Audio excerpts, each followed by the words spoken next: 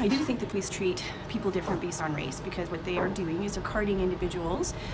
Specifically, I see more Aboriginal people coming through the court system than any other race at this particular point. So I do think that they are trying to become more sensitive and training in that, and I do think that comes from the Stonechild case, because there was a lot of racism that was occurring beforehand. It still exists, don't get me wrong, but I do think there are actually people in the agency that are actively trying to change the system. I think there are more judges that are much more sensitive than what they were in the past, and I think that's just an evolution of the system. That being, there are judges that sit there for about 30 years. So 30 years ago it was a different idea, now it's different. The relationship between the Saskatoon Police Service and the Indigenous community is one that needs to be continually worked on. We're never just going to say, okay, we have a good connection with this group, we're going to check a box and we don't have to worry about that. We have to continually work on it. But I think, Krista, one of the most important things is that we're a big organization made up with a lot of different people. This has to come back to the individual officers. How do the individual officers treat people out there in their day-to-day activities, the people that they deal with? There were times when it was hurting and people needed that healing to happen, and I thankfully we're moving forward in a way that's together and we can kind of manage those bumps along the road because we're working on it from every angle all together. I've had the opportunity the last bunch of years to work in the cultural unit. I take part in ceremony as much as I can. I go to sweats, take part in pipe.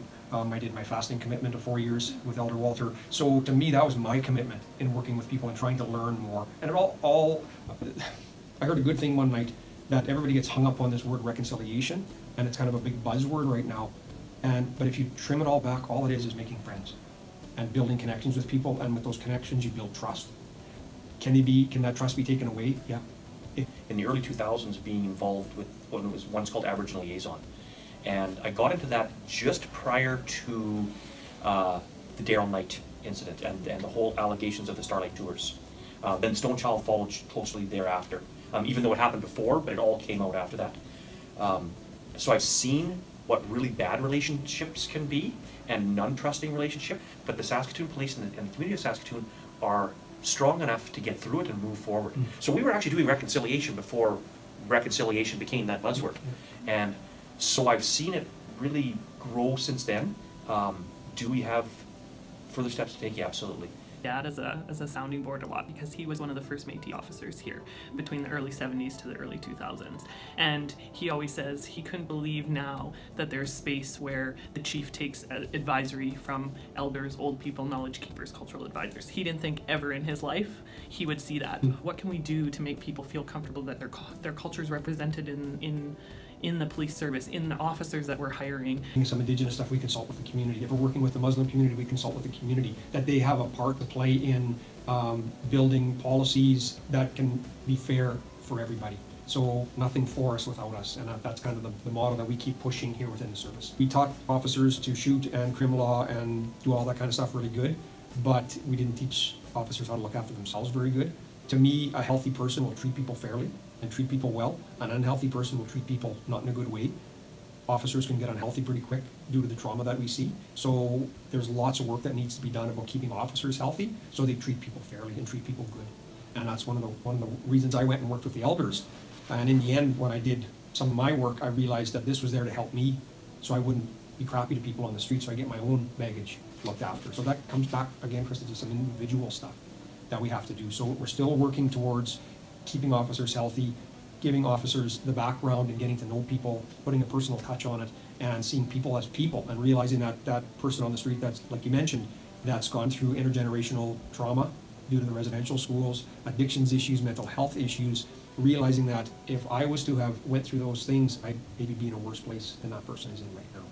So just having awareness that those people didn't choose to be in those situations, and treating them fairly, even if you don't get the treatment back. And 99% of officers do treat those people fairly. When I see officers acting negatively towards people, I see burnout. What the police end up dealing with a lot of times is our broken social system. Health is overwhelmed, social services is overwhelmed, addictions is overwhelmed. So if people were dealt with properly through the health region and social services, the matter of them getting into interactions with the police would be lessened. But the fact that those other systems are overburdened and overwhelmed and can't keep up, that person that should be in housing and getting addictions training and counseling is not getting it. He's on the street. And what does he do on the street? He's stealing, he's getting drunk, and causing trouble. So who has to go deal with him? The police. And that's a lot of times we get put in the spotlight because those other systems are so broken. And if the government or whoever funded those systems properly and we had enough, we could have double the mental health workers in our province. We could have double the healthcare workers in our province, and you would see less dealings with the police. And they've proven it through Housing First. They've proven it through the managed alcohol program at the Lighthouse. If people get support, they don't end up going to criminal behavior. I think we're always kind of trying to think of creative ways of how to bridge Indigenous ways of knowing and focusing on the health of the individuals here, officers, individuals that are coming in contact with police service, and the staff, civilian staff as well. So.